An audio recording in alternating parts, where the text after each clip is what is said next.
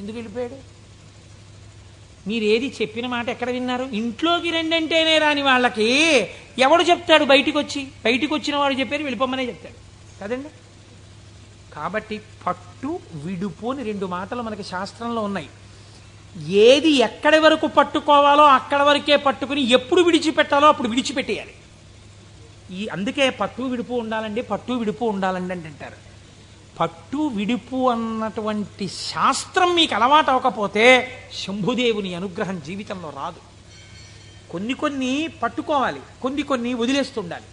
ఇది విడిచిపెట్టేయకపోతే ఇంకా నా జీవితం వెళ్ళదు, నేను అటువైపు వెళ్ళడానికి కొన్ని వదలాలని వదిలిపెడుతూ ఉండాలి. అందుకే ప్రయత్నపూర్వకంగా రాజ్యం కూడా విడిచిపెట్టి వానప్రస్థానికి వెళ్ళారు. ఈ పట్టు విడుపు అంటే అక్కడ నేర్చుకోవడానికి ఇక్కడ కూడా నేర్చుకో.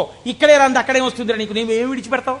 పట్టుకోవడం వచ్చు, విడిచిపెట్టడం వచ్చు. పైగా అదో క్వాలిఫికేషన్లో చెప్పడం ఏంటంటే నేనండి ఇంకా పట్టానంటే వదిలిపెట్టినంటాడు ఒకడు. అంటే మూర్ఖుడివి, పాతాళంలోకి పోతున్నావు, అది గొప్ప. నాకు కోపం వస్తుంది కానండి, గవ్వుకున్నారన్నా పెద్దలు చెప్తే వెంటనే పక్కన పెట్టేస్తానన్నారు అనుకోండి, మీరు ఆయనకు పోల్దండి అయ్యాలి.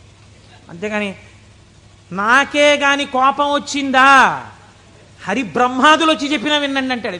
వాళ్ళ కర్మ కాలిపోయిందా నీకు వచ్చి చెప్పడానికి? నీలోంచి వెళ్ళిపోతే చాలా చచ్చూరుకుంటాడు. ఎందుకు వచ్చింది? ఏమిటా వ్యగ్రత? ఎందుకు వచ్చిన మాట? కనుక నేను ఈ మాటని ఎందుకు ఇంతలా నొక్కి చెప్తున్నాను, మీరు సహృదయంతో అర్థం చేసుకోండి. ఒకవేళ నా వాక్కు యందు వ్యగ్రత ఉండి ఉండవచ్చు. శంభుని అనుగ్రహము వచ్చినా గుర్తెరగగలిగి ఉండాలి. ఆ గుర్తెరగనప్పుడు వచ్చిన అవకాశము వినియోగించుకోకపోతే మరొకసారి ఈశ్వరుడు ఇవ్వడానికి ఇష్టపడడు.